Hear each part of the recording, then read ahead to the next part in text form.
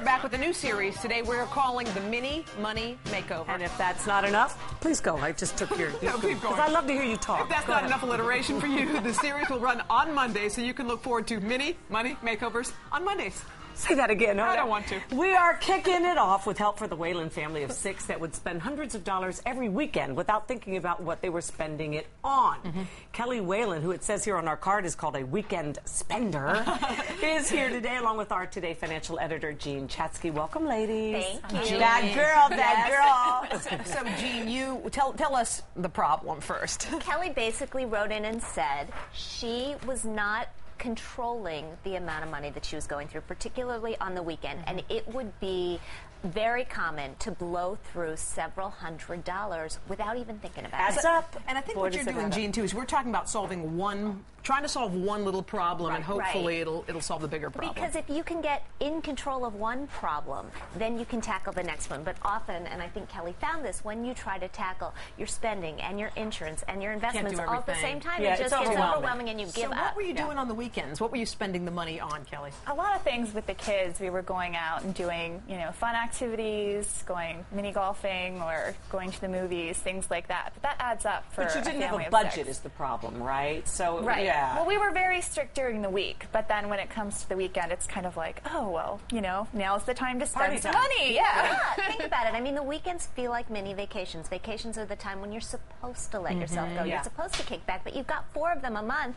3 or 4 weekends at $300 a pop, that's $1,200. And the grocery store was your Achilles heel. I find that interesting. Definitely. What was it about the grocery store? You just kept spending on stuff you didn't need? Or you went hungry, right? You would go when you were hungry. I'm always hungry. So I would buy things that, I like to add to salads or something, like maybe some feta cheese or some imported olives, things that are very expensive. Right. And I realized that, okay, I'm the only one eating them. But also, you found, have you ever gone to the grocery store and you buy a bottle of soy sauce and you get home and you have 4 already? Yeah. Right? When you don't go with a list, you end up loading up on ingredients that you didn't. So I love the way you solved this one, though. You sent your husband to do the grocery shopping, right?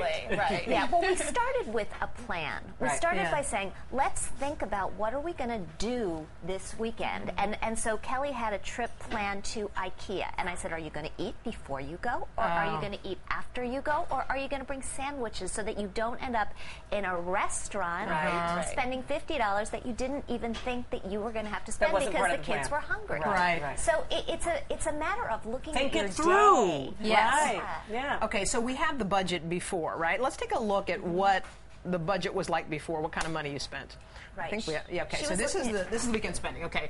So before the makeover, $350. On a weekend. On a weekend. Okay, so after you you cut it down a lot.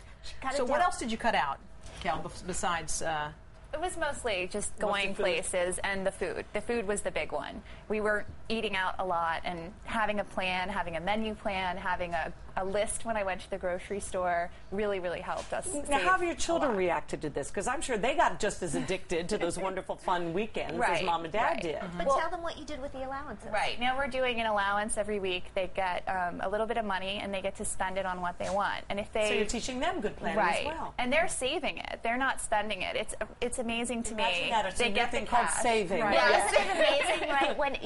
When your kids, I know with my kids, their money is very different than my money. Yeah, no right? kidding. They're very happy to spend my money, but when it's their money, they do not want to part with it. So when you weren't doing the bowling and the fun things, what were you doing that were less, that didn't cost as much? What kind of things did you do? Trying to do things around the house. I mean, we have toys. We have tons of toys. We have plenty of games, books, art supplies. So we would do stuff around the house, go for long walks, take the dog to the dog park, just do things that are called being a family. Exactly. Jean, what's the takeaway for people at home who are trying to take something from this? The takeaway is not only do you have to understand what you're spending, but you really have to look at your entire day and try to make a spending plan. People hate the word budget like they hate the word diet. Yeah. If you think of it as a spending plan, it's a lot more positive because it means you're in control. Jean, thank you. Thank you. And Kelly, thank you. Thank you. Good girl. Now. All right.